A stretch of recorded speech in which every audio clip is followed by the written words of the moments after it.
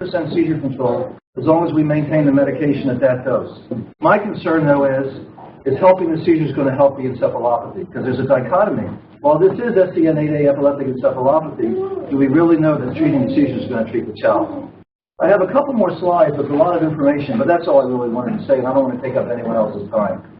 So with that, I think I'll just stop.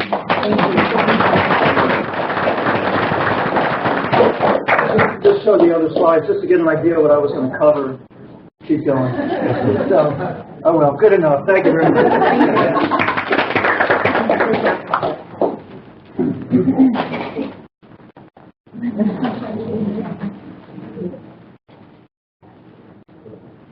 So, you guys already got a little introduction. I'm Mandy Harris, and I've treated 2 patients whose parents are in this room, 1 patient who's in this room. I've also treated 1 other patient that we think is SCN8A mutation. I started out just general clinical neurologist, and so I just wanted to share my experience and kind of how I got to where I am today and why some of you have already contacted me. So the first case, I was actually just happened to be on service that week in the hospital and got consulted. Sorry, it's kind of small print here, so I'll just go quickly through her case. So it was a 4-month-old girl. She had a history of hip dysplasia, left eye hemangioma. She presented after an episode of what was described as eye deviation and decreased tone. She had cyanosis, blueness around her mouth. It lasted about 3 minutes, and then she recovered. There was a little bit of family history, and her sister had a seizure early on, but never had another one. There was also a maternal uncle with seizures. So initially we thought, well, maybe this is just a familial epilepsy syndrome. So we brought her to the hospital. She got a routine EEG, normal. Like you just said, background EEG can be normal. She got an MRI, no specific findings, just some mild volume loss, which we weren't really sure what to make of, non-specific finding. Her development was fairly on track at that point. We sent a big workup, metabolic workup. We observed her for a little while. She didn't have any further events. So she actually went home with no treatment initially.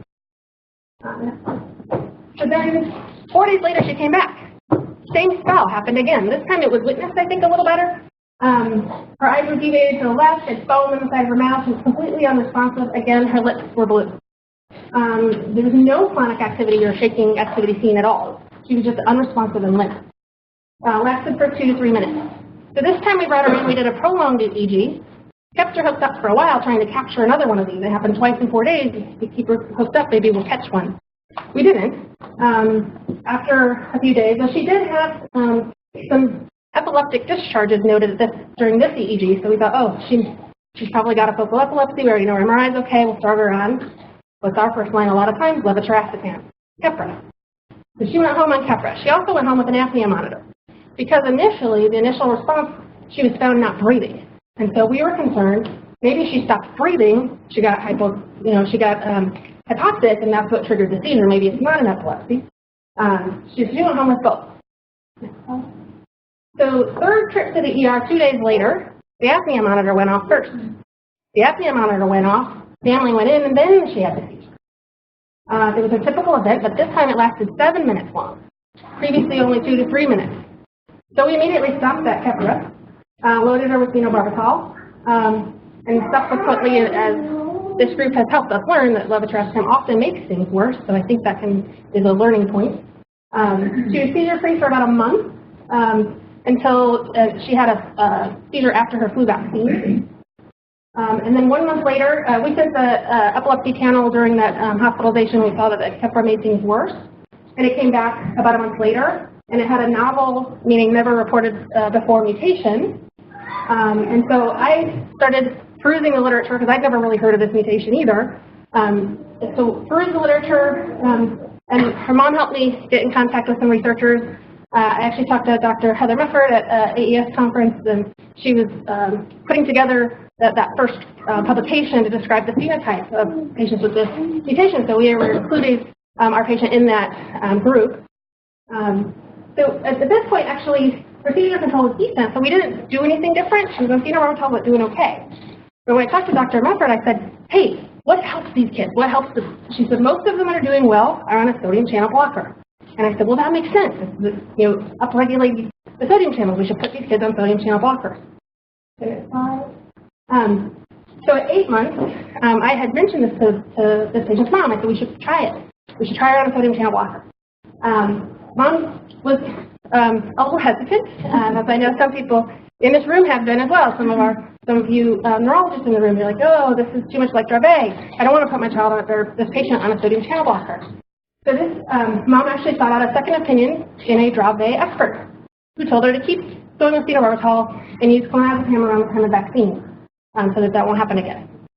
So at 10 months, actually it was 10 months when we included her in the paper, the phenotype. Next slide. So at 14 months, the patient came back to the emergency department with a kind of cluster of seizures, and despite increasing doses of phenobarbital, we weren't able to get her under control. And at this point, her EEG actually showed some new findings that had bitemporal discharges. At this point, I was finally able to convince mom to try it. I said, what's the worst that can happen? We might make things worse. I really hope we'll make things better. So she actually went about 3 weeks seizure-free.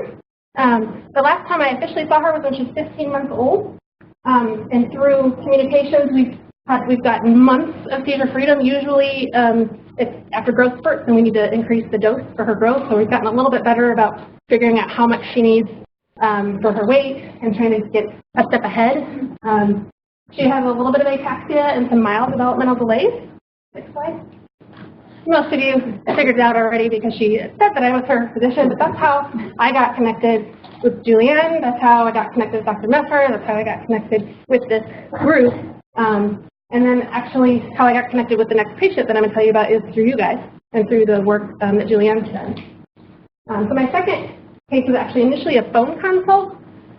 This patient was being seen by somebody else in the community that contacted my boss actually and said, hey, I've got this child that's not doing well, and we just found out they had this mutation. What do you know about it? Because my boss happens to be a neurogeneticist, so he knows a lot about neurogenetics, and he recognized that I had taken care of Adeline, so asked me what I should, what my experience was, and I said, he needs to be on a sodium channel blocker. But he had actually had seizures since birth, was treated with phenobarbital, had been in and out of the hospital, different hospitals, actually was seen at our facility, and I think it was our facility that might have sent the genetic testing. It came back while he was actually at another facility, and we recommended stopping levetiracetam, which he had been on, which made things worse, and loaded him with phosphoenatoin and started him on trilaptol as his dose. He'd also had a brief trial of valproic acid, which did not help. When I saw him for the first time, he was 3 months of age. He had a completely normal neurologic exam and has had the longest time without seizures that he'd had on any other medication or any other treatment. He's had a few mild breakthrough seizures. His level is still not where we want. So I found from treating other patients that are really young, they tend to metabolize the trilaptol very fast, and you have to push their dose very high. I've had doses up of 60 to 70 milligrams per kilogram and have levels that are just barely in the therapeutic range, and no cases of hyponatremia. So this is Clayton, who you see over here. Big Clayton. I have one of the really brief case I want to share with you guys, and then maybe some help from the genetic experts in the room too. This is a case that my geneticist or genetic counselor came up to me and said, hey, we found another SCN8A mutation. Can you come with me when I go do genetic counseling? Can you talk to him about your other cases? And I said, sure, I'll go in. So I went in, and the teenager has been on levetiracetam almost his entire life and has had progressive encephalopathy and difficult to control seizures his entire life. Despite trying just about everything that you can mention, he'd never been on a sodium channel blocker. And so I said, hey, let's try this. Let's get you off levetiracetam. Let's try you on a high-dose sodium channel blocker and see what happens. I actually haven't seen him back yet. I just found out from our genetic counselor that his mom tested positive for the same mutation. And so my genetic counselor came up to me and said, he doesn't have it. You've got to look. We got to keep looking. And I said, well, I kind of want to wait until I see how he responds, because if he gets better off levetiracetam and on a high-dose sodium channel blocker, then I feel maybe he does have it. So I just wanted to say a couple of lessons that I've learned from treating the patients. Like we have, discovered that the literature suggested this is a different mutation than Dravet syndrome. It upregulates sodium channel the sodium channel. So a sodium channel blocker makes sense, and it really has to be high dose sodium channel blocker. And so the other thing I had on there that I don't know, I don't think we know yet, but it seems like with other epileptic encephalopathies, with the better seizure control, the better you can do with development. So I think the aim always has to be the best seizure control that you can get, and then push for normalcy. I monitor levels in patients that I put on high dose oxycarb because, like I said, you can be on high milligram per kilogram doses in infants, and they're barely in therapeutic range. It doesn't affect their sodiums at all. So I monitor them pretty closely. I also learned through Julianne the incidence of SUDEP, which I think we're going to get talk about that. I didn't know that was so high in this population. So now I started counseling patients in that, and I've actually pushed in the infants to get apnea monitors, which is a fight with insurance companies, but we're really trying. And I have to argue with them that SUDEP is not the same as positional asphyxia. That's not what we're trying to prevent. That we're trying to alert the families that the baby's not breathing anymore, so they can do something about it. And so that's still an ongoing trial. We're trying to get. That's all I have.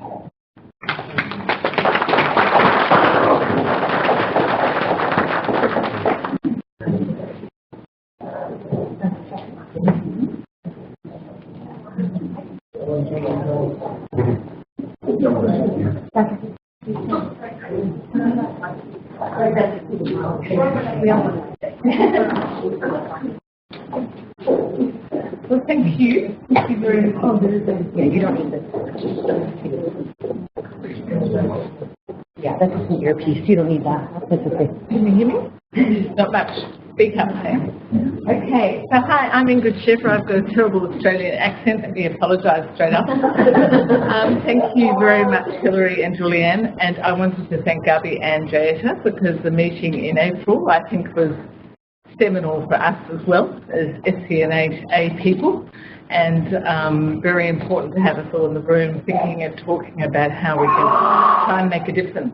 And this is a picture from the meeting in Washington, and I'm going to talk to you about our work, our research program that Heather Method and I did together with Ricky Moller from Denmark and a large European contingent, and also some Americans, as we just heard from Mandy. Next slide, thanks. Okay, so this is what I'm going to talk to you about, which was the biggest case series at the time of 17 patients with SCN8A encephalopathy, and we really went through all the data with a fine-tooth comb to try and figure out how children with SCN8A present and how they do with the various treatments. Next, please. And just again to acknowledge Michael Hammer's role in establishing SCN8A in his daughter Shay and the tragic events that then happened with her. Next slide. So SCN8A first came more directly onto our radar with this large study that we performed called EPI4K, which is down here, which is a large NIH-funded study, largely American, but they let us Australians in a little bit as well, which was lovely. And in this study, we looked at two specific epileptic encephalopathies, next slide, thanks.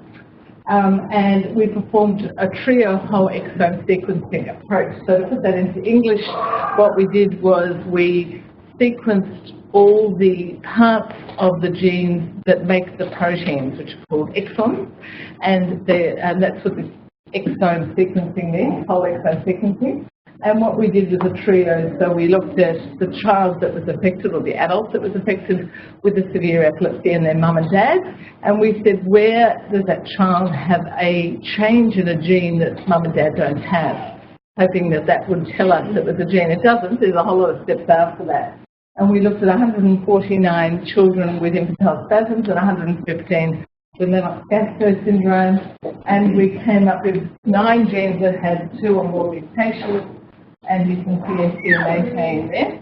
And SCN8A was found in a child with Lennox-Gastaut syndrome and in a child with infantile spasms. Next, please.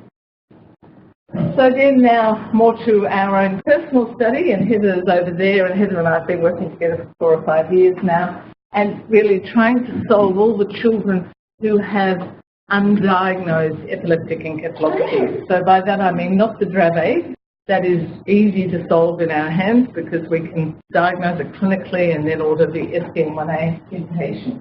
But what about all the others?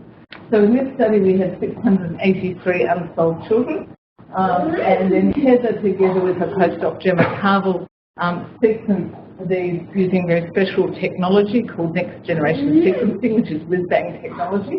And we found that 7 out of 683, 1% of these children had SCN8A mutations. And then we were pretty, amazed at how frequent SCN8A was, considering that Michael only just described one child. And we had then had collaborations with Rick and Moller in Denmark and got other children from North and South America and from Europe. Can you hear me okay? Okay, great. Next slide, thanks.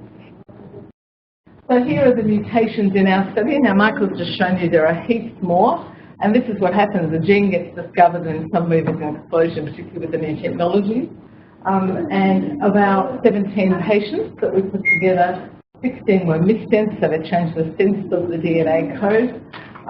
But 4 affected this one. So this is what we call a hotspot, and where it's more likely to have, where people are more likely to have a mutation. We don't really know why those occur. Well, Heather might, but I don't. So we can ask her later. 16 were new in the trial. And one of them, this is important, was from a father who's called somatic mosaic, and that means the father had 2 populations of cells. Most of the cells are normal, but in 13% of his cells, he had the mutation. And he was normal, but why is that really important? Because that changes his risk of having a second child, the couple's risk of having a second child with SCN8A. And you can imagine what that's like. And this mosaicism is more frequent than we previously thought, and there are now special genetic techniques where you can look very carefully for low levels of mosaicism, and that's obviously critical if you're thinking about recurrence risk for further children. Next slide, please. So in our 17 patients, you see they're aged 8 months to 44 years, at a mean of 8 years, 12 were female. But this is what was interesting. Their onset varied greatly from 1 day to 18 months. So although the mean is 5 months, in Dravet syndrome, the mean is 6 months. So you think, oh, they're similar. This is different. And this is why it was a very challenging cohort to put together because of the variation. 1 day to 18 months is a big variation in onset. So how did they first present? Well, the most common first seizure type was a focal clonic, that's jerking down one side or one arm or one leg, and then evolving to moving into both sides, bilateral tonic-clonic, and some people would call that generalized tonic-clonic. Some had without seizure tonic-clonics, so that's both sides, tonic seizures, and we've already heard about some children with spasms.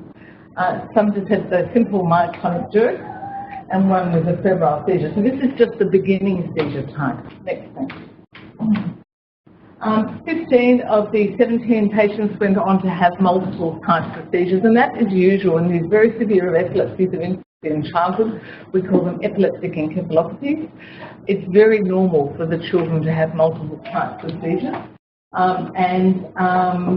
You can see they're the most frequent with generalized tonic-clonic seizures, but epileptic spasms, as we heard, were also not rare. And what Dr. Pearl just said about the child with spasms without hypsarrhythmia, we call it infantile spasms when you have spasms with a very specific EEG signature and developmental slowing. But we now recognise you can have epileptic spasms at any age in life, and that sort of goes with the fact that it didn't have the classical EEG of hypsarrhythmia. And you can see there are other seizure types. Atonic means lots of tone, but that was relatively rare. This is obviously very frightening for families, as you know, convulsive status epilepticus, which is defined as a seizure going on for more than 30 minutes. So you can see that more than half had those episodes, and I'm sure many of you have lived through that, and they're life-threatening and very frightening, and you end up in the PICU or the NICU. And one had episodes of non-convulsive status epilepticus, which is where you're just off the air and not with it, and they have a little bit of twitching, but you're not actually convulsing. So it's not life-threatening, but it means that you can't learn and you're not able to do anything. And all of them were uncontrolled. Next. What about the EEG? Half had a normal EEG at onset and half had focal or multifocal epileptic activity. So they're the discharges we're looking for. They're not the seizure, they're the discharges that we're trying to capture between seizures. None had generalized spike wave, and I make that point because that's really one of the signatures of Dravet syndrome, so it's a differential point. And then with time, they were mostly abnormal EEGs with including focal and multifocal epileptic activity. And this is just showing you the epileptiform activity, which is in the posterior part of the brain on both sides. Next. What about development? Well, initial development was normal in 12 of the 17 children. So absolutely normal development. Seizures begin and development slows or the child goes backwards. But 5 were never normal. And oftentimes, if it's your first child, you may not know what normal is, but when you have a second child, you go, oh, my first child wasn't normal. So that's oftentimes something that the family can tell you later down the track. And even in the 5 that were delayed, 1 then regressed with seizures. And that's very common with these severe epilepsies, that children will regress to seizure onset. Now, all had intellectual disability, and you see 10 are severe, 4 moderate and 1 mild. And that sort of distribution, I guess, is a bit similar to Dravet, but I think that the severe ones in SCN8A are more severe than in SCN1A. So 3 had autism features and 1 had ADHD. And this is a very interesting feature that I think is one of the things that should make people think about SCN8A, which is this loss of eye contact without necessarily being autistic. So we know that autistic children often won't look and have poor eye contact, but lots of eye contact, but still liking your cuddles and not having other autistic features is something that now makes me think SCN8A. In terms of motor features, 8 were hypotonic, that's floppy, 4 were dystonic, which are funny posturing like that. 2 had increased jerks, 2 choreoathetosis, little movements. Sorry for the clinicians who know this, but doing all my bits for the parents. Ataxia in 1, which is unsteady gait. And of 15 patients that were more than 18 months old, 7 walked, and the others did not. Okay. MRI was normal in 9, and cerebral atrophy means shrinkage of the brain. You see this commonly with intellectual disability, and in some of the children, I think 3, we had 2 MRIs, so we could see that they got worse with time. And 1 had not a fully formed connection between the 2 sides of the brain called the corpus callosum. What did the doctors think when they sent the patients along? 8 were just called epileptic encephalopathies without being put into a specific syndrome. 3 had been considered Dravet-like. I don't think they're really that Dravet-like, but, you know, it depends on how finely you drill down. 4 had early infantile epileptic encephalopathy. That's also known as Ohtahara syndrome. It has a very distinctive EEG pattern where you have a burst suppression pattern. And or they had early onset, which is basically very similar, but you don't have that distinctive EEG.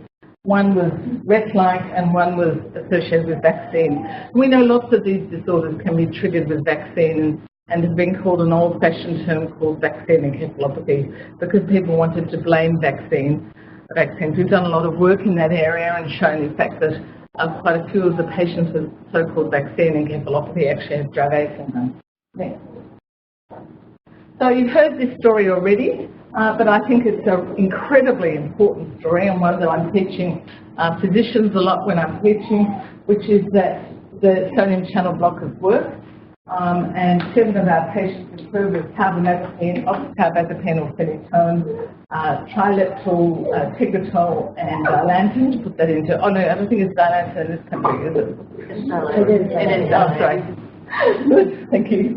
And interestingly though, for these very severe epilepsies to have extended seizure-free periods in 4 is remarkable. Often with these very severe epilepsies, children don't have seizure-free periods, but they did. And you can see there that epilim and trileptal is the first one, the tegretol, epilim and dilantin, and that's trileptal. And 1 child was seizure-free for over 3 years on no treatment, but the seizures came back. So this is really sad, and this is that you can see the proportion: 3 out of 17 patients have died, 2 had sudden unexpected death in epilepsy, and 1 seizure-related. So that's a high proportion, and that we also see with Dravet syndrome, and we also see with SCN8A encephalopathy. So just 3 other stories to tell you very quickly. We've already heard tonight that the seizures of movements can begin in utero.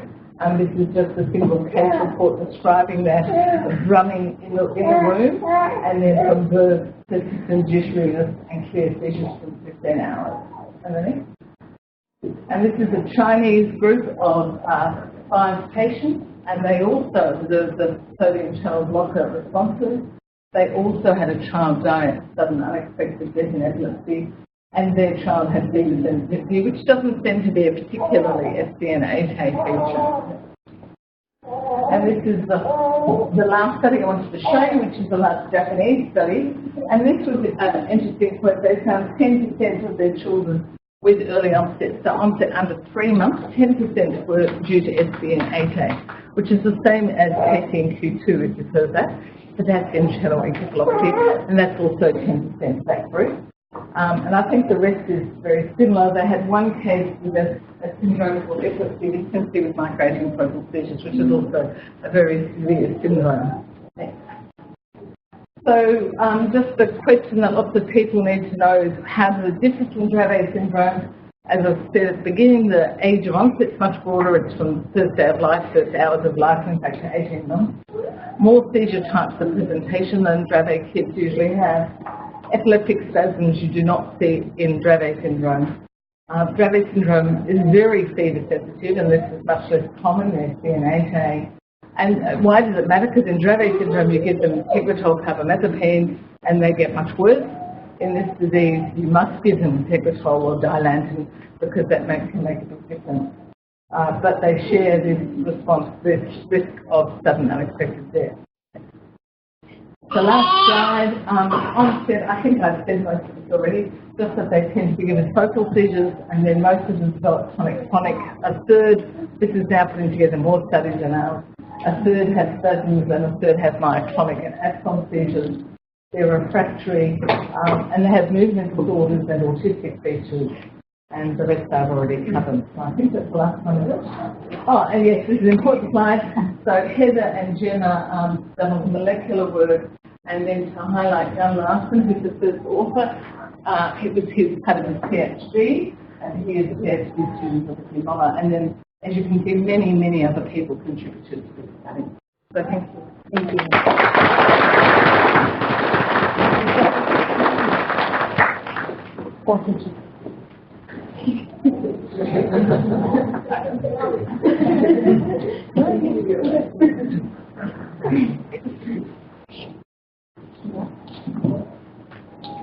So with the closing of Dr. Sheffer's presentation being largely focused on SUDEP, or sudden unexplained death in epilepsy, at this time I'd like to introduce a very important person, Cindy Wright, who is the director of the SUDEP initiative with the Epilepsy Foundation. So I said to some of the families before, if there's someone who wanted to leave or take children out, this would be the time. So I welcome Cindy Wright.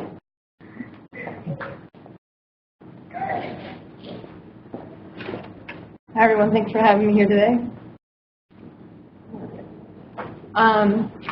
So I know this is a really scary topic, and I hope that today, after you leave, that you'll feel empowered with the information I'm able to share today, and comforted in knowing that there are people that fight every single day to find a way to prevent SUDEP and to protect the children with epilepsy.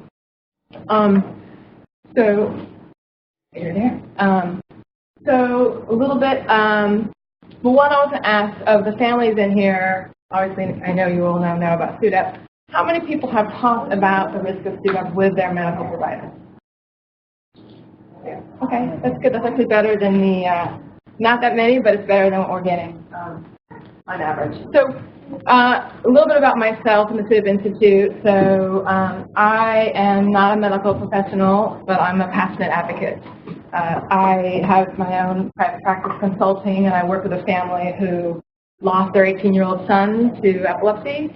And I started doing a little research and realized there's really very little information at all 6 years ago on epilepsy mortality and SIDA specifically. So I realized that I had a skill set that I could bring to the medical community to help raise awareness and find a way to prevent this tragic outcome of epilepsy. So I partnered with the Epilepsy Foundation to launch the SIDA Institute in 2013.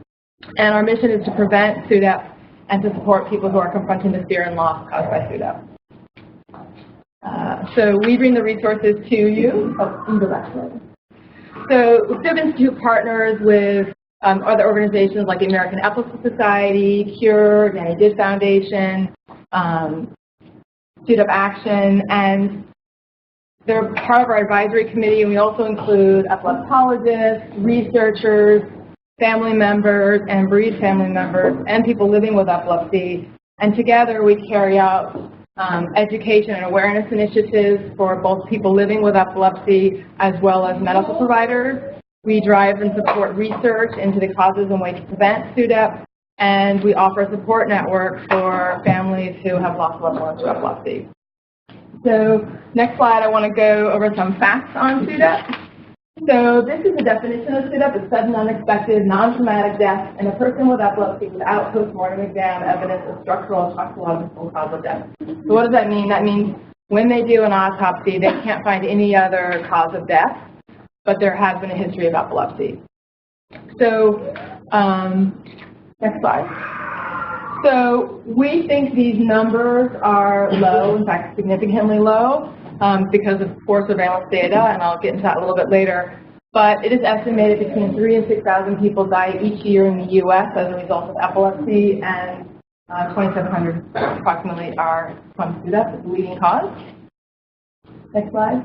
So this chart shows SUDEP by age, and 0 to 9, young children is fairly rare. It peaks at 20 and between 20 and 50, and then it drops off again. So we actually think that this isn't accurate as far as what the mechanism for causing SUDEP, because the definition is the definition of exclusion.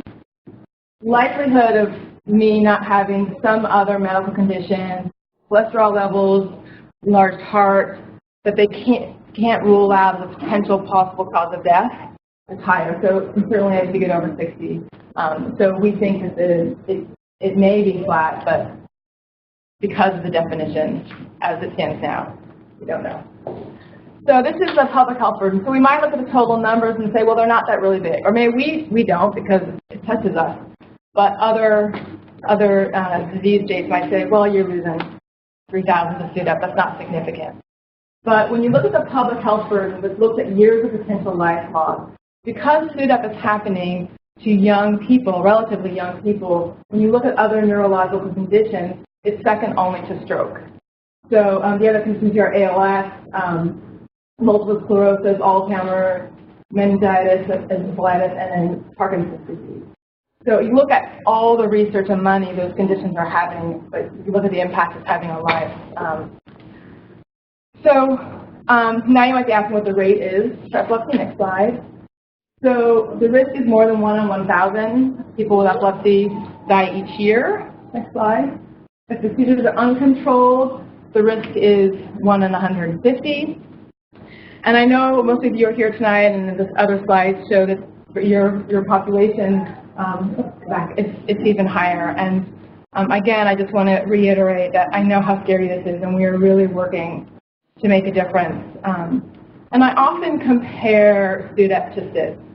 So when you look at sudden infant death syndrome, what mom isn't told about the risk of SIDS? What doctor or OBGYN doesn't tell you, you bring your baby home, put them to sleep on your back? What pediatrician doesn't follow up and have that conversation? I don't know a single mom anywhere in the world that doesn't have that. And yet, more people die each year as a result of SUDEP, and people with epilepsy don't know. So why is that? It makes me sick. So I started with looking at the conversations between neurologists and patients. The next slide. So this is a survey we did of North American neurologists, and not just epileptologists, but epileptologists, fall right here in this 7 and 10%. 7% nearly all the time they talk about it, 14% most of the time. This is the group that never talk about it. These ones decline to answer. And so these are they're rarely talk about it. So by the time most people get to see an epileptologist, epilepsy specialist, they're in the severe category. So and they're obviously not controlled. So I certainly hope they're talking about it, but so many people just aren't hearing about it. And when we ask them when they do talk about it, they said they talk about it when their patient's at high risk. But when you look at the follow-up questions of what made a patient at high risk, they actually didn't have a good understanding. And then the other time they talk about it was when they were asked about it. And I was like, wait a minute, people with epilepsy don't know about SUDEP, so how are they going to ask their doctor? So why don't doctors talk about it? So a lot of them, the number one reason was that they didn't want to cause anxiety, and that since we don't know how to prevent it right now, they felt like it was just too scary. Okay, so fine, so I'm going to go ask people with epilepsy, do they want to know about SUDEP? Next slide. So PWE is people with epilepsy, this is caregivers of people with epilepsy. 3% of people with epilepsy do not want to be told regardless of risk, but 68% do, and 28% say, if I'm at high risk, I want to know about it. And for caregivers, that drops down to 1% that don't want to know. So I tell this to doctors, I'm like, they want to know, they're not scared, they're worried already, like just talk about it already. And the scary thing is so a lot of people found out about SUDEP first time through the survey, and they said, I want to learn more. They didn't say they were really scared, but they had made comments like, I know I'm not at risk for this because my doctor never told me about it. And yet when I asked them how often they had seizures, they were having convulsive seizures monthly. So they were certainly at risk. So where does that leave us? So today our challenge is medical professionals aren't comfortable talking about epilepsy mortality. People with epilepsy either don't know that they have a risk of SUDEP, or if they do, they're not sure on how to decrease their risk. Families aren't sure how to support and participate in research, and bereaved families feel alone and don't know where to go for support. Next slide. But what if I told you that by daring to say SUDEP and utilizing the programs of the SUDEP Institute, we can engage and empower families and medical professionals to prevent SUDEP, we can drive research funding and participation, and we can support bereaved families. So now I'm going to share with you some stories. So I would like you to picture a father named Steve, whose daughter begins to have seizures at the age of 1. Steve's scared, he's worried, and he has questions. Steve takes his daughter, Erica, to the doctor, and she's diagnosed with epilepsy. The doctor tells Steve that Erica will be fine and people don't die from epilepsy. Steve's reassured, he goes home, he takes medication. Erica's seizures continue, and Steve does his best to care for his daughter, and he hopes that eventually this medication is going to start working. So one morning, Steve finds his sweet, loving, happy 10-year-old daughter dead in bed. He has no idea what happened. He has no idea why she could have died. So the coroner comes. They don't know the cause of death. They have to investigate. So they begin to question whether or not the child got the appropriate care. Did you give her medication? Did you do what you were supposed to do? The police have to rule out foul play, so they begin to question family members and neighbors. In the end, the death is determined unknown. Steve is sad, he's angry, he feels he's failed his daughter, and he has nowhere to turn for help. These names aren't true, but the stories are. So now I imagine Steve, but this time the doctor dares to share an infographic about SUDEP and explains the SUDEP risk, as well as how to reduce that risk. Steve reviews the infographic, he goes home, he gets more information, and he realizes how serious epilepsy is, and he talks to his doctor about what are the alternative treatments, what are the things can I do. Let's talk about some of the side effects I'm experiencing, because I want to make sure I keep giving the medication. Let's talk about the role of seizure alert device or pulse oximeter can do for us. And they really talk about the different things that they can try. And also understanding the risk associated with the condition, they're driven to support research. They participate in a national walk. And by doing this, they're telling their friends and their family members about epilepsy and how serious it is and raising awareness. And while they're there, they see the SUDEP Institute remembrance flags, and they're reminded how important it is to control their seizures. So one morning, Steve finds his beautiful, loving, sweet daughter dead in bed. It's still devastating. It's still tragic. This time he knows it's SUDEP. This time he knows he can call the Epilepsy Foundation and tell them what happened. And they're able to connect them with a North American SUDEP registry, where they're able to take their case and use the information from their story and their history to drive really important research. He's connected with licensed bereaved counselors. He's given a monthly newsletter and received cards and calls, and he knows he's not alone. He knows that his daughter has not been forgotten. He participates in the Partners Against Mortality and Epilepsy Conference, and he believes and has confidence that one day we'll find a way to prevent this tragic outcome. So now I'd like you to picture a neurologist. So this is Dr. Klein, and she's meeting with a parent of a boy named Tommy who's been unable to control his seizures. So Dr. Klein tries to emphasize the importance of taking medications as prescribed. And Tommy's family learns about SUDEP online and decides to discuss it, bring it up at the follow-up appointment. Well, Dr. Klein is not comfortable talking about SUDEP, and she doesn't want to scare the family. So she says, really, really low risk, don't worry about it. So that family leaves. And they leave, and they're like, I don't know. Do we believe what she said, or do we believe what we read online? So now picture this family going with Dr. Klein, but this time she dares to share the infographic. She talks about managing seizures. She talks about what the risk factors are. She talks about what they can do. They discuss the role of seizure alerts. They talk about alternative therapy. She explains that their son is at high risk because he's in this category, and that it's really serious and they need to stay on top of it. And so now Tommy's family leaves, and this time they're empowered with the knowledge of what they can do. They're ready to go out and explore different treatment options. They're willing to go and look at different seizure alert devices and different tools, and they go out and connect with other families. So in these scenarios, the first demonstrates how a tragic event leads to more tragedy. And the second event shows that by daring to save SUDEP, a tragic event can lead to positive action.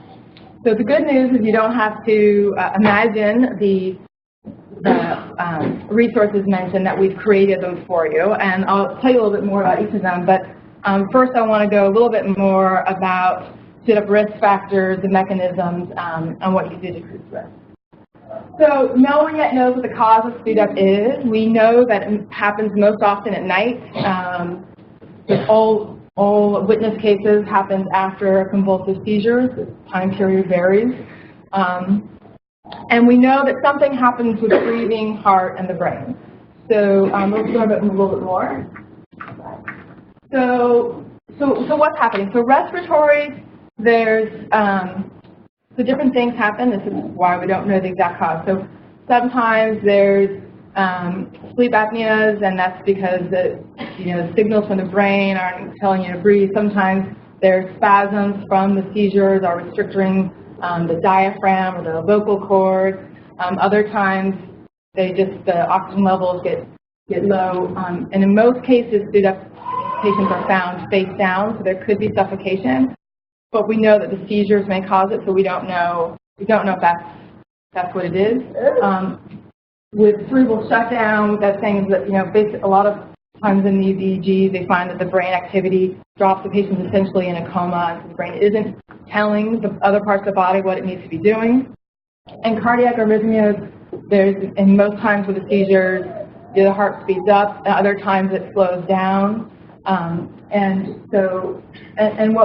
These can happen in any order and any pattern, and so we don't know. There's some studies now that show that they can actually take people with epilepsy and touch a certain part of their brain, and they have no idea they're not breathing. Like they're sitting there, and the levels are showing that the oxygen level drop down, where you and I would be grabbing for air, and this person's like, no idea that they're suffocating. So there are studies and we're trying to figure out why that happens and what we can do to trigger that. The next one. So knowing your risk factors. So you can't see any of the writing there. So the biggest risk factor is convulsive seizures that are uncontrolled, epilepsy beginning in early childhood, young adult age, having epilepsy for a long time, not taking medications regularly, and then having seizures at night. So I know a lot of these are things you can't control, but there are things you can do to decrease your risk.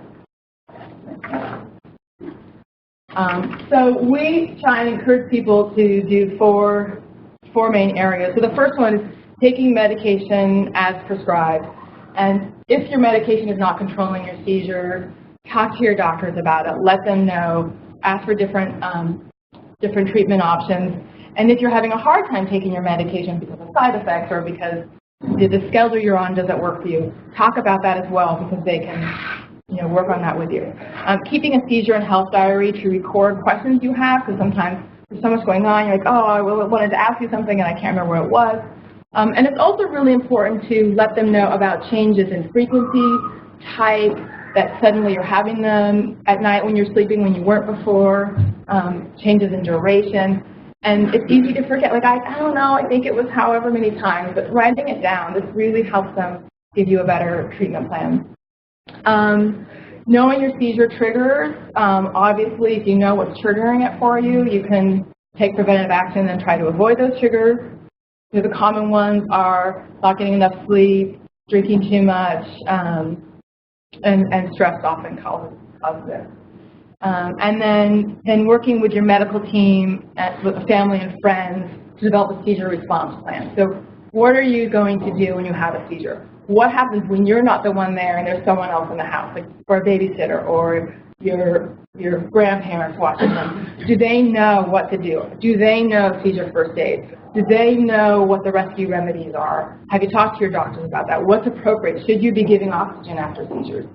These are all questions, and you need to have a plan, and you need to share that plan so that other people, when you're not there, can implement it for you. So now I'll tell you a little bit about the resources we have. So the first one, next slide. This is called Managing Epilepsy Seizures infographic, and I have some here. I'll bring them out to give you. And this is 2 years ago we did this, and when we talk to doctors about bringing up SUDEP, one thing we say is you talk about it when you have a general conversation about the risk associated with epilepsy. So it's just part of the general conversation. So we put together this infographic. It talks about all the risks. It talks about how to keep your home safe. It talks about what people can do, travel, like things to keep in mind when you're traveling, knowing about time zones. So we were excited about this. SUDEP's in there, part of the bigger message, and every time we get more shipped in, they're gone. So it's been really helpful. But it wasn't, to me, enough SUDEP specific. So last year we launched a slide, the Dare to Say SUDEP infographic, and this one again, it gives the facts and information, but also actionable behavior. So the idea is, I don't want to scare everybody. I know it's scary. I want to empower you, and so that's what this infographic does. And we've done a lot of user group testing, and it's been really well received, and it does drive behavior change. So that one. The next resource is SUDEP counseling and risk management. So like I said, doctors weren't talking about it, so we put together a 2-part webinar. There's CME, CNE, or you can take it for free. And the first part talks about what is epilepsy and mortality, who's at risk, and then the second part goes into how to have these conversations. And there's actual video scenarios of doctors telling people with epilepsy when they're at high risk or low risk. And so it's a really helpful resource. If your doctor's not comfortable talking about SUDEP, I encourage you to participate in this webinar. The next thing we did, I talked about death investigation and surveillance being low. So it's really important for us to partner with the medical examiner coroner community so we can catch these cases, so we can offer the family support, and also so we can get some research and data out of it. So we put this together this webinar, and we're also working with the National Association for Medical Examiners and Coroners to develop a position paper on how to investigate these deaths. Next slide.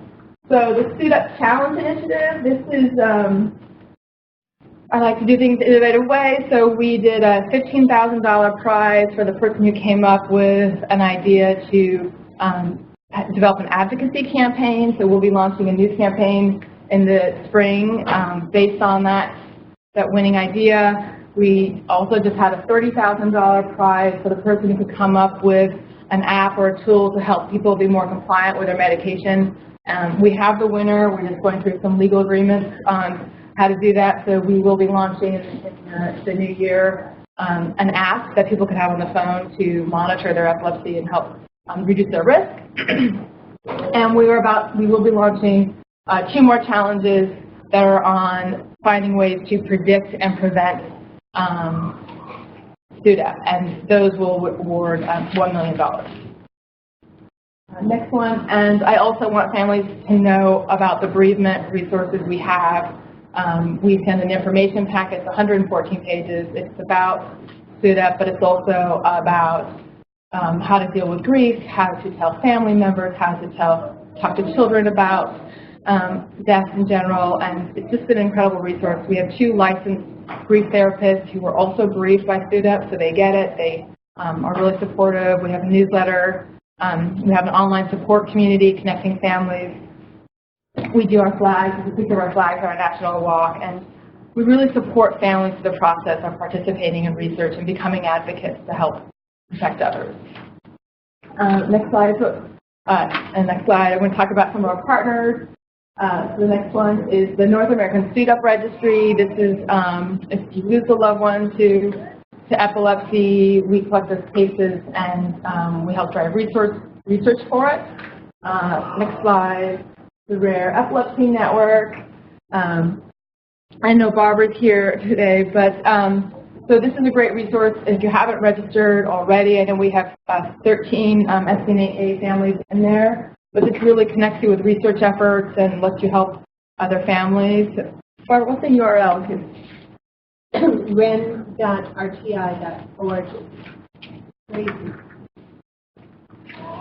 Next slide. The Danny Diz Foundation, they're one of our partners, and they have a lot of information about SUDEP. So Danny was 4 years old when he got SUDEP, and he wasn't actually, I think he's just been diagnosed with epilepsy a few weeks prior.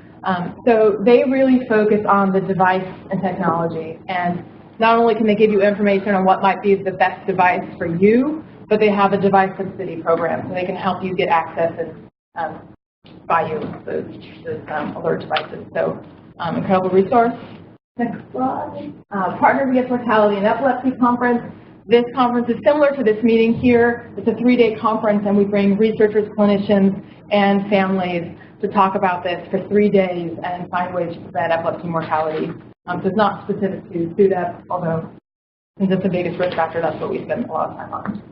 And I just want to thank you so much for inviting me to come here today and for daring to say SUDEP. And I know that it's scary. It scares me.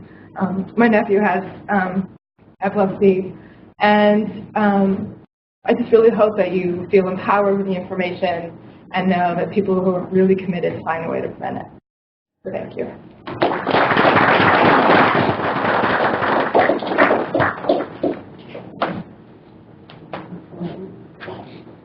I just want to remind the doctors to please sign up for the Doctors Network, and I'm going to leave it on the podium.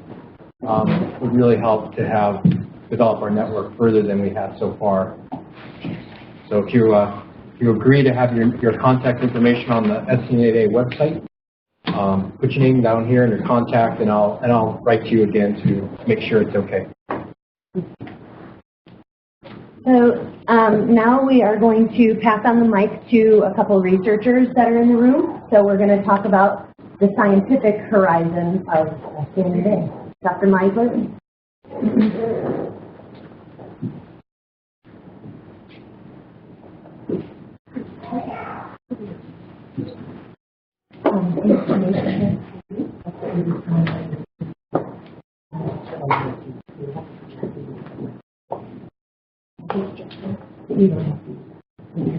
Okay, good evening. Back to the lab. As I indicated before, my lab has been studying SCN8A for a very long time, since 1985. But my motivation has always been medical. My mother had a neurological disease, and I think that's probably why. And so when I got the call from Michael Hammer in 2011 or 2012, it was really, I told him I've been waiting for this call for a long time. And it's been very enriching and very motivating for my lab to be involved with this community. And we thank you for that. It's made our work more meaningful to us. So, as Michael told you, the first mutation was discovered in 1995. It was a spontaneous mutation in a mouse in our laboratory, and we noticed there was something wrong with this mouse. It has a lot of the motor problems that you face with children with SCN8A mutation. We found the first human mutation in 2006, but it didn't involve seizures, so it didn't occur to us to look at epilepsy patients. It was not until Michael contacted us that the connection was made between the SCN8A gene and epileptic encephalopathy. So I want to tell you a little bit about what we're doing now in the lab. In 2014, we made a knock-in mouse model with the Hammer mutation. And since then, we've been working with this mouse and also testing other patient mutations. And I think we're up to 9 mutations now that we've tested in cultured cells to try to figure out exactly what these mutations are doing to the channel, to see if there are different categories that might, in the long run, be related to effective therapies. And I'd like to mention that several people from my lab who worked on these projects over the year are here tonight. So as Michael showed you, this is the current array of patient mutations.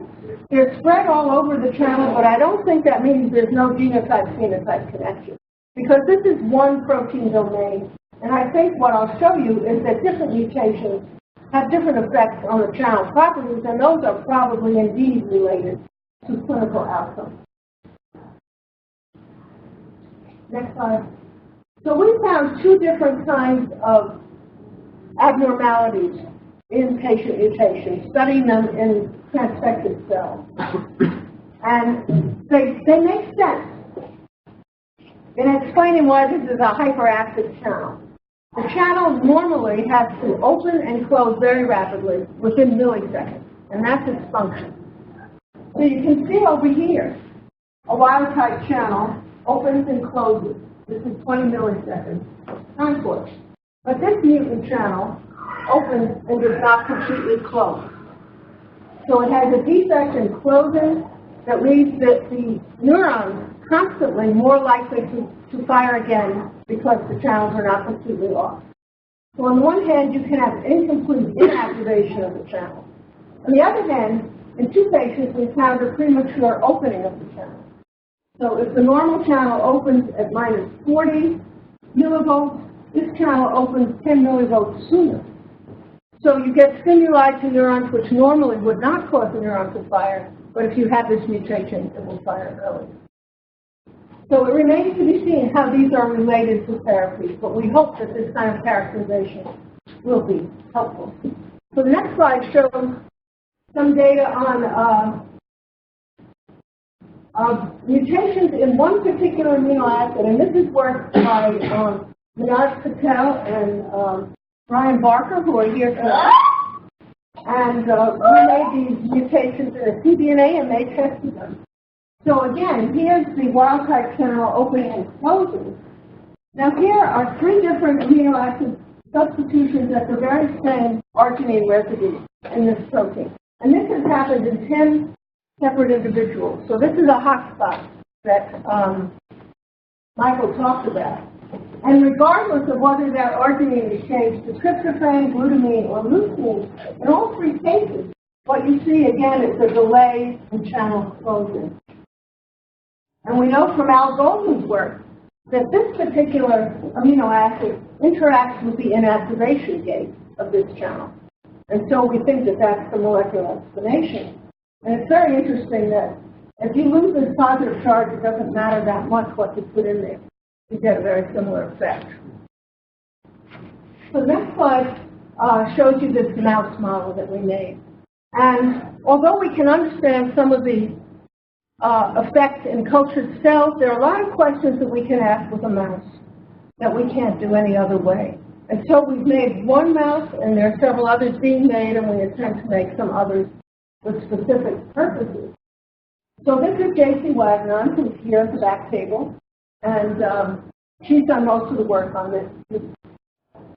Here you have survival data, and here you can see that the mutant protein is perfectly stable in the animal. There's no lack of channel. It's just misfunctioning. These are EEGs from the mice that were done in Jack's parents' lab. So the next slide shows you part of what's wrong with these animals. So these are recordings from slices of brain that were recorded with electrodes in Lori Eichen's lab.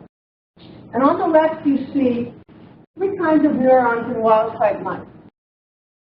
And during the course of this 10-second recording, there's no activity in these neurons. They have not been stimulated. They have no reason to fire. They sit there quietly.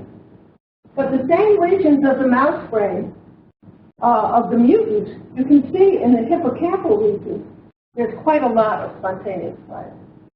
So this is the hyperactivity that underlies seizure activity. The other thing you can see here is that different neurons have different responses to having the same mutation in their cells. So it's extremely complex. The cortical neurons are not firing, the hippocampal neurons are firing spontaneously. So you just heard about SUDEP and the ideas that cardiac dysfunction might have something to do with SUDEP. So we thought the mice gave us an opportunity to look directly at cardiac muscle cells and see whether there was any effect of the mutation in these animals. Now, although the major channel in the heart is 1.5, or SCN8A, about 1% of the channel in the heart is SCN8A. And the protein is localized in these T tubules that are involved in initiating contraction of the heart. So what we found, which really surprised me because there's so little of this channel, relatively speaking, it's about 1% of the total. But there is no doubt that these isolated myocytes, these isolated heart cells, are hyperactive, just like the neurons are. So this is a recording from a wild type preparation on the bottom, and again, these have been stimulated. They fire once and then they're quiet. But the cells from the mutant mice have extra fire, just like the neurons. So it supports the idea that cardiac abnormality may contribute to sudden death. Now, I think this is the last data I'm going to show you, and this is, again, a collaboration with Manoj Patel, who's here tonight. And another thing we can do, having an animal model, is to test therapies and see whether there's any relationship as we make different mouse models between the mutation and the therapeutic response. And so Manoj has started with well-known treatments which you already have clinical data, but we hope to use this model to test novel mutations. So in this novel drug treatment, so in this case, he started with phenytoin. And what you have here is one animal that is hooked up with electrodes implanted, and Manoj is counting seizures. So on day 1, this animal had 5 seizures. On the second day, 2, 4, and then 8. Then he started with a once daily injection of 50 milligrams per kilogram of phenytoin. And immediately there were no seizures. 4 days of injection once a day. Seizures are gone, and when he stopped the injection, the seizures returned. So this certainly is consistent with what you know is in the literature and many of your experience. And so we have this model in several laboratories where they're testing new drugs, and hopefully we'll find something with less side effects that's equally effective. Over here you can see 4 different animals, the summed up data on untreated animals and then the effective treatment. And here are 4 animals with the same mutation, and they all responded to it. So these are some of the things that we hope to do in the near future. Testing other drug responses using that kind of a model.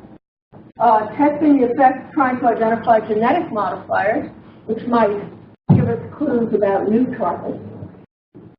We are planning to make a second mouse, and also a mouse where we can turn this mutation on and off, and address the questions of what if we corrected it, say, after several months of age. If we could directly turn off this mutant channel, would that solve the problem? We are testing more new mutations in the cell system to see what the whole spectrum of effects on function is, collaborating with Minaj. And JC has done a very interesting project looking downstream of SCN8A at gene expression to ask what are some of the secondary changes, and are there any changes that might provide targets that we could either try to prevent or introduce earlier if they're protective changes. And she's found some very similar changes in the SCN8A mouse and in the SCN1A mouse model too. So it encourages us that there may in fact be common therapies in spite of the difference in the causal mutation. So those are our plans. I would just thank the many people in our lab who worked on these projects, and thank you all of you very much for the inspiration that you're giving us. Thank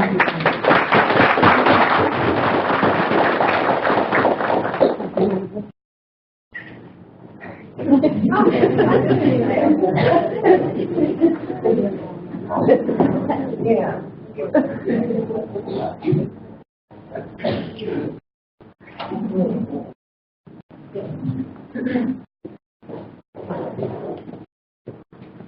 Hi, I'm Al Golden. I know it's getting late, so I'm going to be quite brief, and I'm actually not going to show any data. I just want to speak for a few minutes about the types of things we're thinking about in terms of trying to develop therapies or treatment. So what are the questions in terms of developing treatment? First, of course, what is the change in SCN8A activity? You've heard a lot here that's an increase in function. And there's a lot of data, and particularly most of the data is actually coming from the families and the neurologists that treating with sodium channel blockers is effective.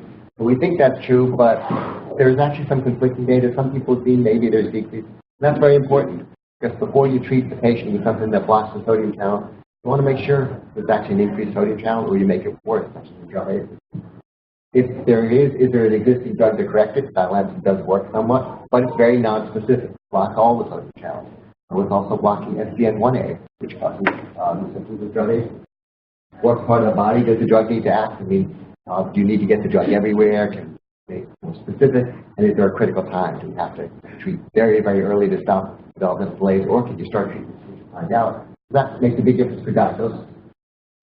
So increased activity. This is what we think is the case, as you've heard a lot here. Miriam's data that she just showed you, yes, SCN8A mutations cause increased activity. There's some conflicting data, but most of it comes from in vitro studies.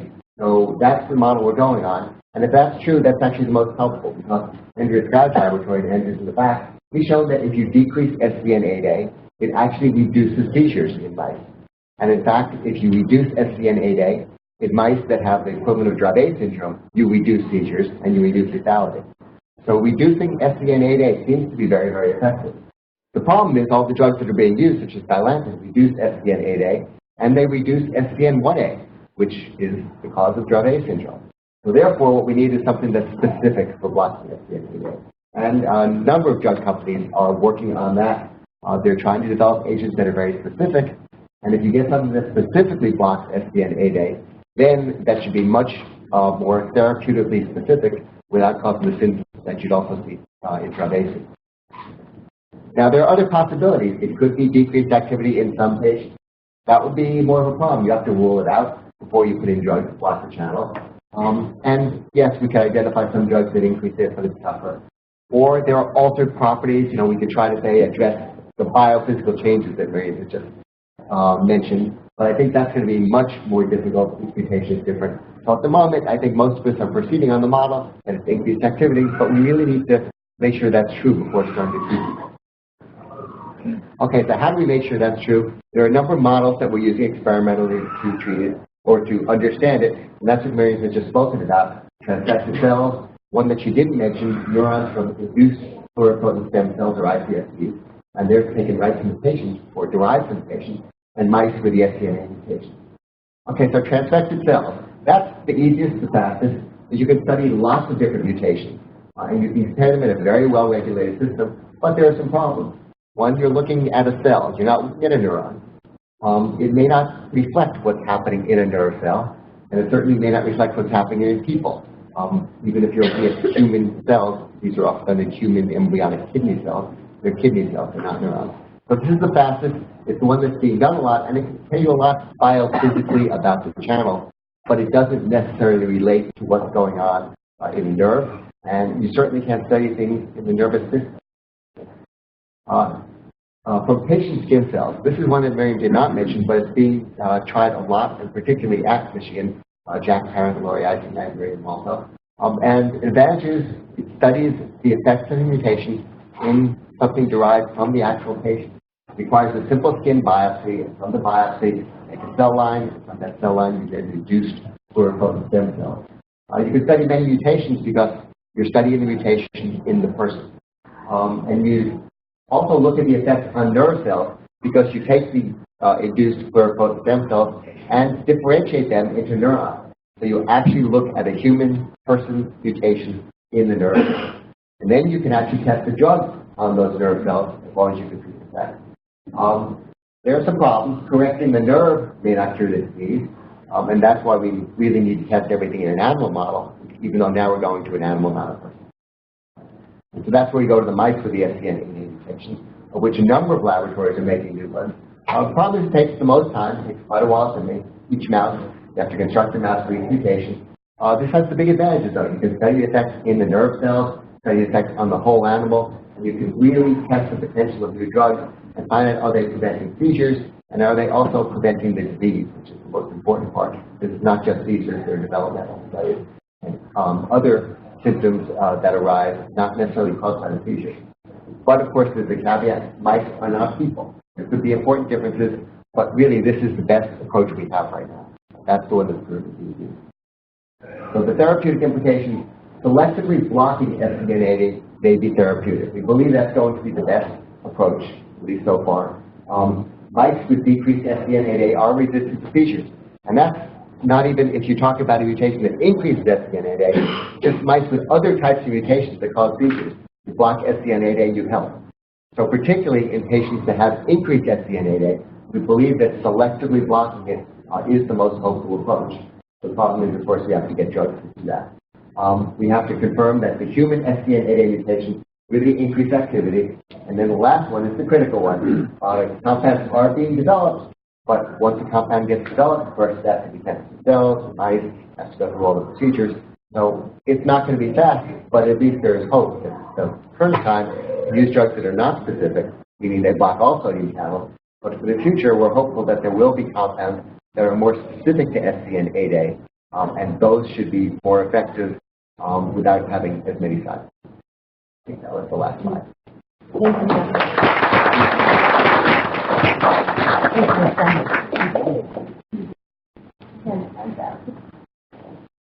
Well, I appreciate everyone's patience with us. I know we kind of went over on our agenda, but I think the content was all very relevant, helpful. I hope you all leave learning something about SCN8A, about the families and the entire community.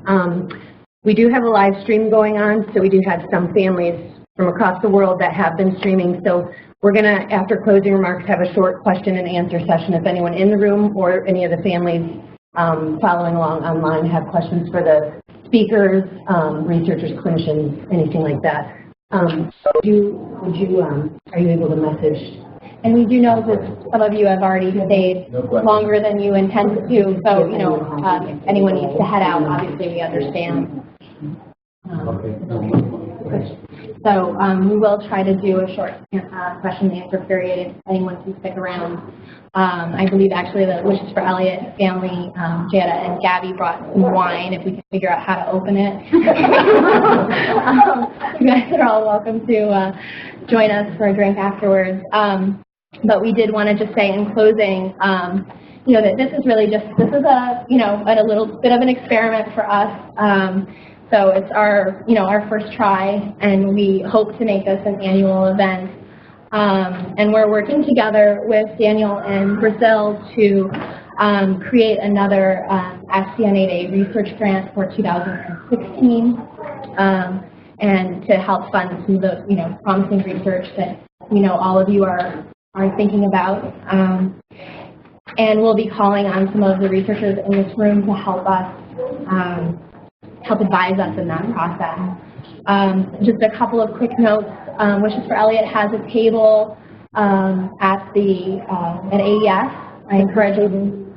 Jada, what's the table number again? Okay, well, I encourage all of you guys to stop by and learn more about the grant that they're working to fund. Remember to grab an annual report and parent presentation packets. They're all laid out there as you leave, so you'll have all of our information from today.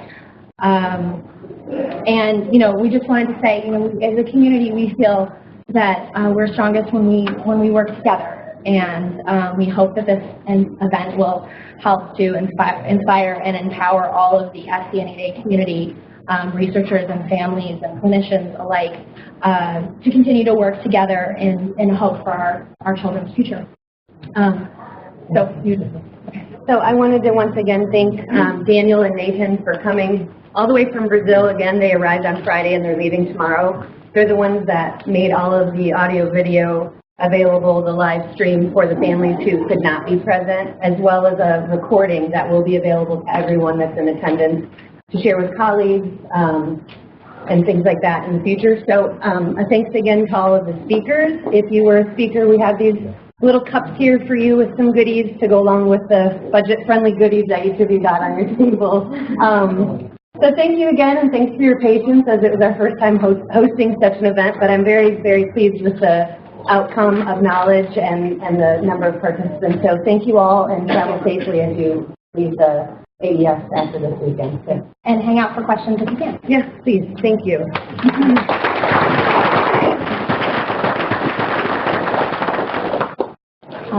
So I think we can open the floor. Yeah. One question for mainly the researchers. I noticed everybody is, yeah. Let's get you the mic.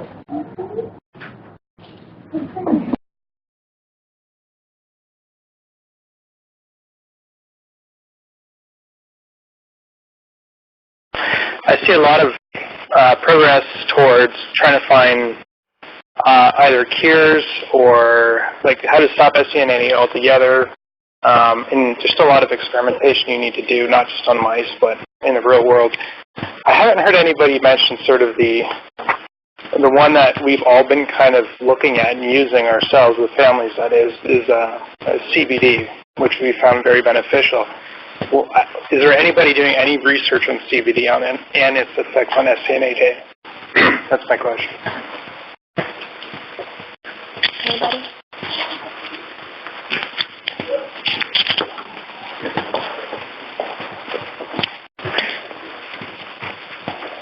CBD is surprisingly difficult to access as researchers, but Michael Hammer has a colleague who is authorized to work with CBD. And so we do have an experiment that should be starting soon in using our mouse model and testing CBD. Is that correct? Any other questions?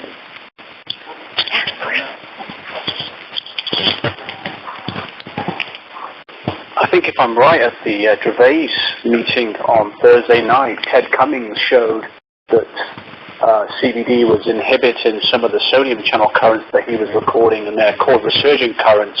And these are currents that can drive the neuron to fire at high frequency. So it might be that there could be a direct effect on the channel itself. It's early work, but I think he's working on this at the moment. His name was Ted Cummings, and he's it's in Indiana.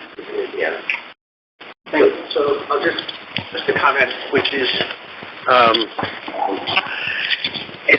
So cannabidiol does a lot of things, and one of the things that gets very confusing about the literature is it's not clear which effects are occurring at therapeutically relevant concentrations in the brain.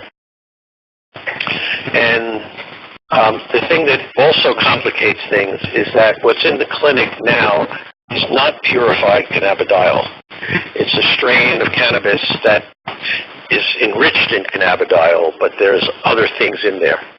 And so it's also hard. So aside from the fact that what Miriam mentioned, which is we've wanted to characterize it, and you have to go through months of clearance because it's a controlled substance. And so it's not always clear whether what's in the clinic is the same thing as what I know that what's in the clinic is not exactly the same as what we're studying.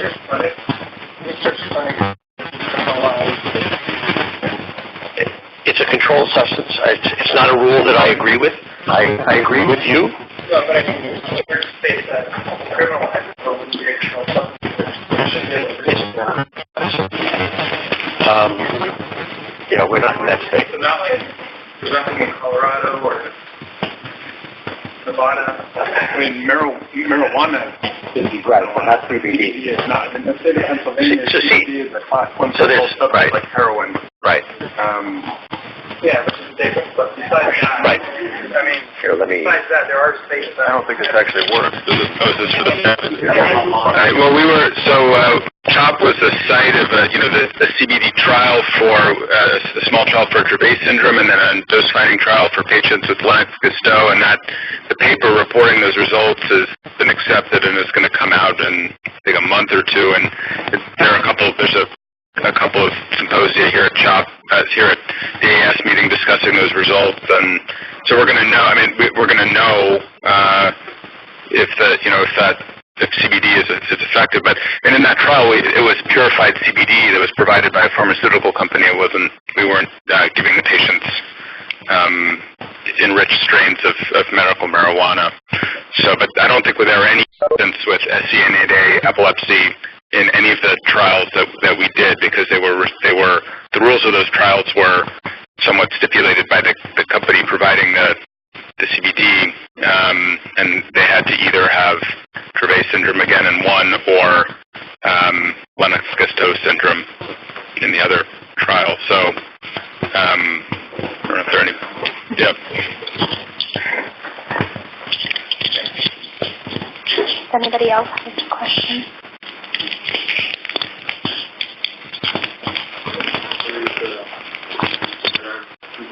Okay. Okay, so we have a question from Princess. How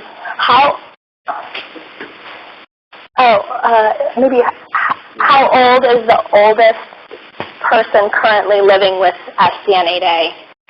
So I think, is that Dr. Sheffer's study?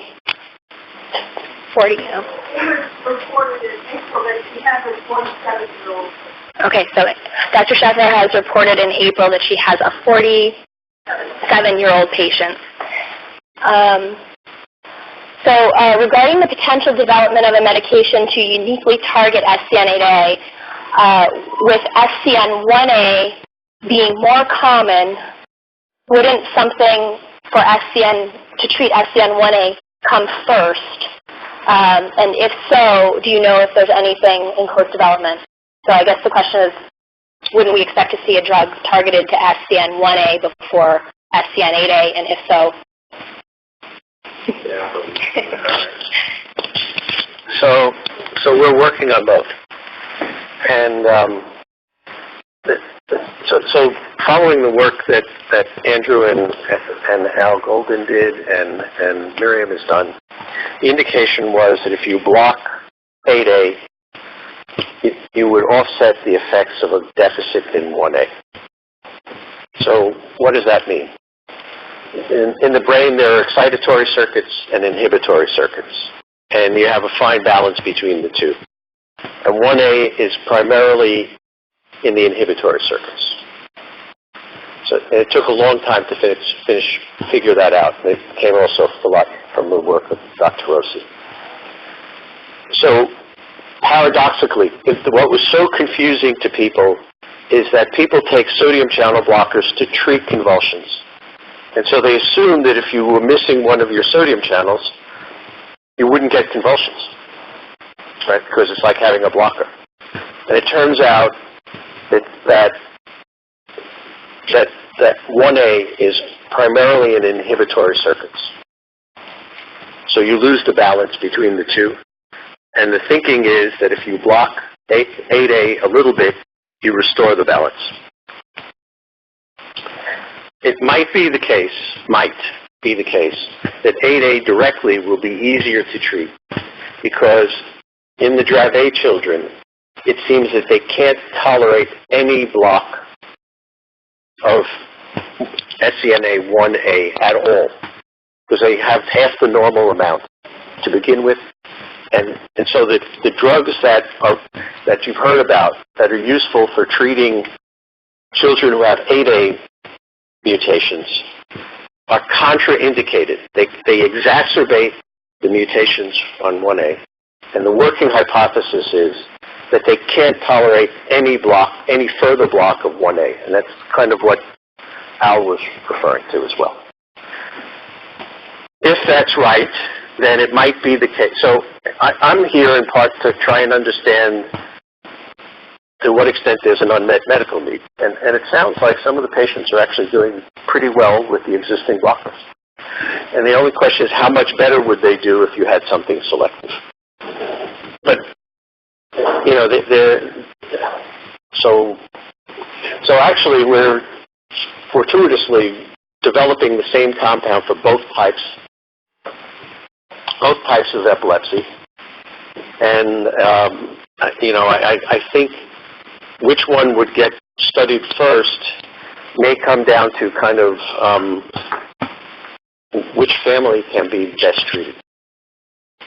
But you know, this is tough going. I mean, it's not easy to get.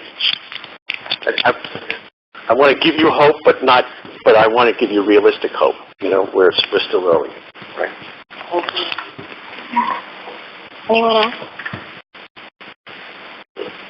Okay. So I think we have some white wine being opened in the back because it's a twist off, and I think Daniel seems to be working his usual magic in making something work. So I think we'll have red wine in a little while. So please grab some wine. Take everything because someone has to fly back with it. So candy, chapsticks, all of that stuff.